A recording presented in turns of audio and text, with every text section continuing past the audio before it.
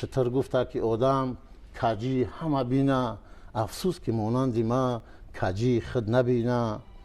خر گفته که ای آدم روزی سیاه ماه، وقتی که مست می شود او کپیای ماه. بز گفت که دیگه نگین که ذاتی بزا پستای، در مبین آدمو ای ذاتی ما هم هستای.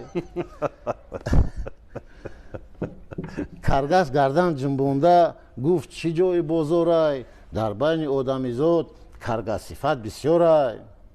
عقاب گفته که آدم هر چنده که بیبالای، او مثل ما ای پای یک لقمه حلالای.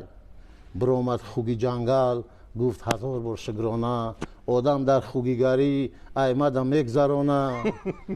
شیطان گفت دوستی ما با آدم مستحکمه، بعضی هاشم میبینم میگم بچه اتمه. خلاصه